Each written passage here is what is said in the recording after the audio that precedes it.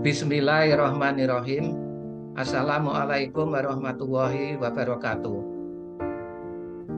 Kita panjatkan puji syukur kehadirat Allah Subhanahu wa Ta'ala yang telah melimpahkan rahmat, hidayah, dan kesehatan bagi kita semua, sehingga kita bisa berjumpa dalam tayangan video ini. Sholawat dan salam kita ucapkan untuk Rasulullah Muhammad SAW agar di hari akhir kita semua mendapat syafaatnya. Saya akan menyampaikan video tentang keajaiban Al-Quran seperti yang ditunjukkan dalam surat Al-Furqan ayat 53 dan surah Ar-Rahman ayat 19 sampai 20. Saudara sekalian yang berbahagia, video ini tidak membahas tentang ilmu agama. Saya tidak mempunyai kapasitas sebagai seorang ustadz. Video ini tentang ilmu pengetahuan dan teknologi yang menjelaskan fenomena alam yang mencengangkan, yaitu air dari dua laut yang bertemu, namun kedua air tersebut tidak tercampur. Seakan ada dinding pemisah di antara keduanya. Fenomena alam ini disebutkan dalam Al-Quran surat Al-Furqan ayat 53 dan Ar-Rahman ayat 19 sampai 20. Gambar di samping adalah pertemuan dua laut yang airnya itu tidak tercampur, tetapi seakan ada dinding pembatas di antara keduanya. Fenomena ini terjadi di antaranya adalah di Selat Gibraltar, yaitu pertemuan antara Samudra Atlantik dan Laut Mediterania atau Laut Tengah. Sebelum menjelaskan fenomena alam ini secara ilmiah, saya akan memutarkan video tentang pertemuan kedua laut tersebut yang beberapa waktu lalu beredar di WA Group.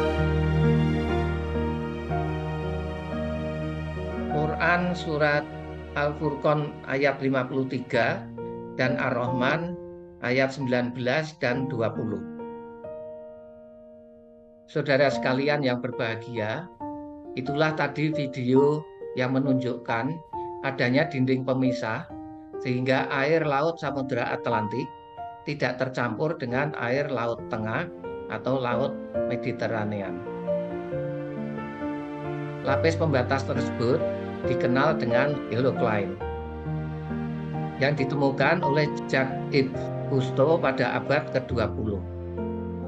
Fenomena alam tersebut sudah diceritakan dalam Al-Quran sekitar 14 abad lalu di dalam surah Al-Furqan ayat 53 dan Ar-Rahman ayat 19 dan 20. Surah Al-Furqan 53, dan dialah yang membiarkan dua laut yang mengalir berdampingan, yang ini tawar lagi segar dan yang lain asin lagi pahit, dan dia jadikan antara keduanya dinding pemisah dan batas yang menghalangi.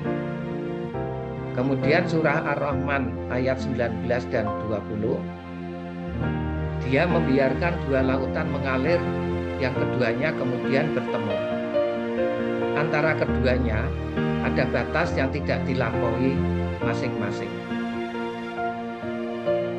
Keajaiban Al-Quran. Adanya dinding pemisah antara dua laut ditemukan pertama kali oleh ahli oseanografi Prancis bernama Jacques Cousteau pada abad 20 yang melakukan penyelaman di Selat Gibraltar. Selat Gibraltar adalah selat yang memisahkan benua Afrika dan Eropa dan pertemuan antara dua laut, yaitu Laut Mediterania dan Samudra Atlantik. Foto di samping adalah Jacques Cousteau. Beliau adalah perwira Angkatan Laut Prancis dan juga sebagai oceanografer dan juga peneliti. Beliau menerbitkan memoir The Silent of World, sebuah memoir yang bercerita mengenai penjelajahannya di lautan lepas, yang kemudian juga dibuat film dokumenter dan mendapatkan penghargaan. Al-Quran telah memberitakan fenomena alam tersebut pada 14 abad yang lalu. Inilah yang saya sebut sebagai keajaiban Al-Quran.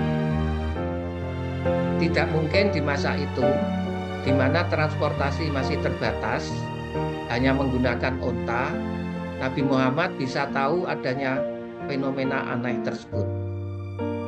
Untuk mencapai lokasi itu, harus berjalan ribuan kilometer dan dilanjutkan dengan naik kapal menuju pertemuan kedua air laut yang tercampur. Fenomena ini membuktikan bahwa Al-Quran merupakan wahyu dari Allah Subhanahu wa Ta'ala dan bukan karangan dari Nabi Muhammad Shallallahu Alaihi Wasallam.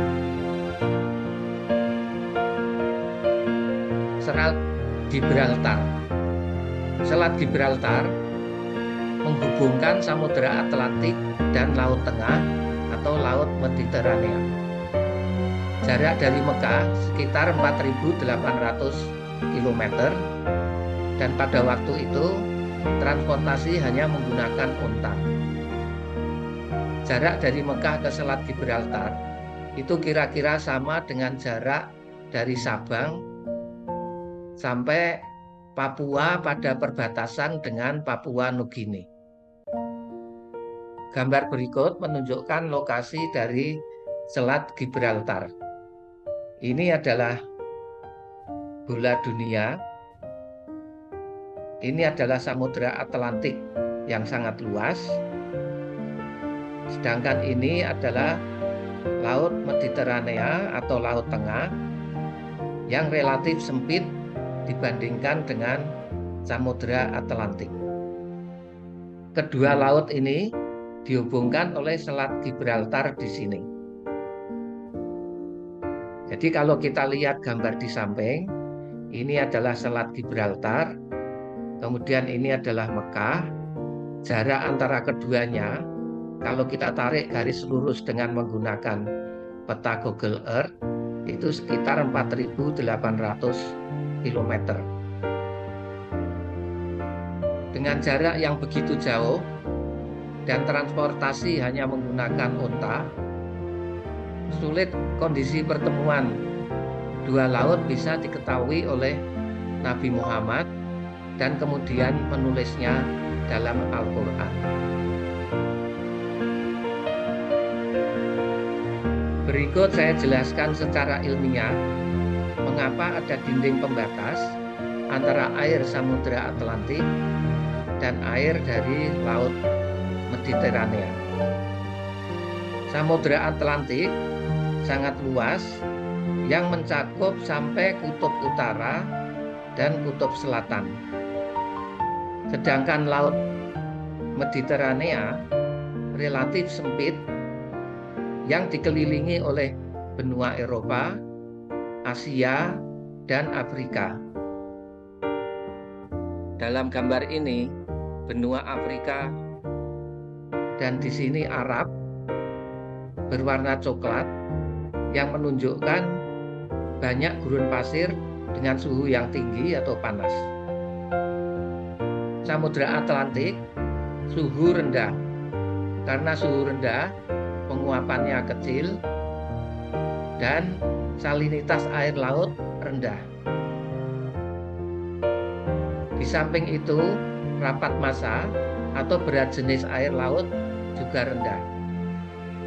Di samudra ini, jasad renek atau mikroorganisme kurang, dan airnya itu tampak lebih jernih dan biru. Sementara di Laut Tengah atau Laut Mediterania, ini adalah Laut Mediterania, suhunya tinggi karena dia berada di sekitar gurun pasir. Suhu tinggi akibatnya penguapannya besar, sehingga salinitas air laut tinggi dan rapat massa atau berat jenis juga tinggi. Jasad renek atau mikroorganisme banyak, air laut lebih keruh. Karena adanya perbedaan sifat dari air di Samudra Atlantik dan Laut Tengah, maka pada permukaan antara dua zat cair yang berbeda sifat tersebut terjadi tegangan permukaan. Terbentuk lapis batas antara air Laut Mediterania dan Samudra Atlantik yang mempunyai kemampuan menahan tegangan tarik. Tegangan permukaan tersebut akan mencegah dua lautan untuk saling bercampur. Seolah-olah terdapat dinding tipis yang memisahkan keduanya. Gambar samping bawah ini menunjukkan skema sifat air dari Samudra Atlantik yang sebelah kiri dan Laut Mediterania di sebelah kanan. Ini adalah Samudra Atlantik yang sangat dalam. Ini Laut Mediterania. Ini adalah ambang dari Selat Gibraltar. Karena salinitas dan rapat massa air Laut Mediterania yang lebih tinggi, maka pada pertemuan dengan air dari Samudra Atlantik yang salinitas dan berat jenisnya lebih rendah, maka air dari Laut Mediterania ini berada di bawah, yang warna biru tua ini. Sedangkan air dari Samudra Atlantik yang lebih ringan berada di atas dari air Laut Tengah. Ini adalah lapis tipis batas antara kedua jenis air yang mempunyai tegangan permukaan dan berfungsi sebagai dinding pembatas di antara kedua jenis air tersebut. Kemudian ini adalah dinding batas pada permukaan air yang terlihat oleh pandangan mata dari permukaan air. Dinding pembatas ini bergerak keluar dan masuk atau ke barat dan ke timur dari selat ini karena adanya pasang surut. Dinding pembatas ini bergerak ke barat atau ke timur karena adanya pengaruh pasang surut. Selat Gibraltar penghubung antara Samudra Atlantik dan Laut Tengah. Gambar berikut menunjukkan Samudra Atlantik di bagian ini, Laut Tengah atau Mediterania di sini, dan Selat Gibraltar di sini. Laut Mediterania relatif tidak luas sehingga pasang surut kecil. Ini saya gambarkan pasang surut di sini, di mana tinggi pasang surut itu relatif kecil. Sedang di Samudra Atlantik yang sangat luas, pasang surutnya besar.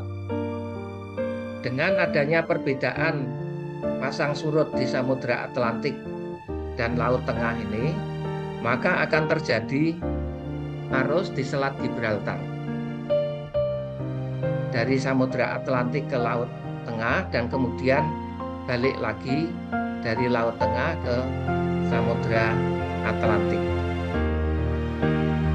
Saat air pasang di Samudra Atlantik, air dari Samudra Atlantik akan masuk ke Laut Tengah melalui Selat Gibraltar. Sehingga dinding pembatas itu akan bergeser ke timur. Sedangkan pada saat air surut, air dari Laut Tengah akan bergerak ke Samudra Atlantik, sehingga dinding pembatas itu akan bergeser ke barat. Seberapa jauh bergesernya dinding pembatas ini tergantung pada tinggi pasang surut yang berubah setiap harinya. Saudara sekalian yang saya hormati, fenomena tegangan permukaan ini bisa kita temui dalam kehidupan sehari-hari. Gambar kiri atas ini adalah contoh silet yang kita letakkan secara horizontal pada permukaan air, dia tidak tenggelam. Ini disebabkan karena permukaan silet yang luas ini dapat ditahan oleh tegangan permukaan yang terjadi pada permukaan air, yaitu batas antara air dan udara. Demikian juga serangga bisa berdiri di atas permukaan air. Ini juga karena adanya tegangan permukaan yang menahan kaki-kaki dari serangga ini. Juga tegangan permukaan menyebabkan terjadinya tetesan air yang bentuknya seperti ini. Kalau seandainya tidak ada tegangan permukaan, air ini akan memencar, tidak membentuk tetesan air seperti ini. Berikut saya tunjukkan video tentang tegangan permukaan yang saya ambil dari buku Mekanika Fluida.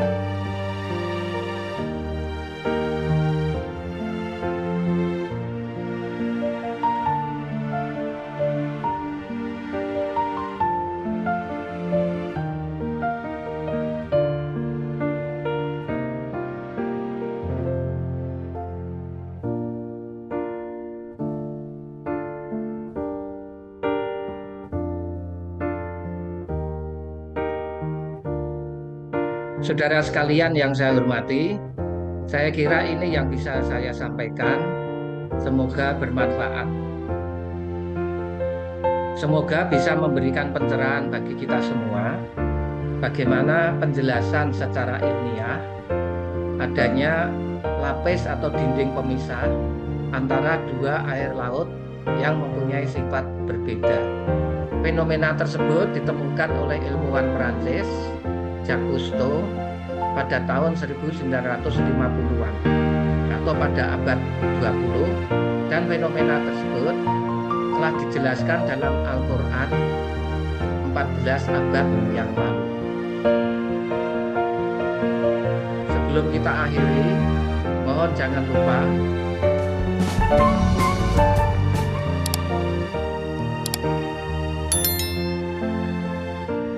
sekian. Terima kasih. Wassalamualaikum warahmatullahi wabarakatuh.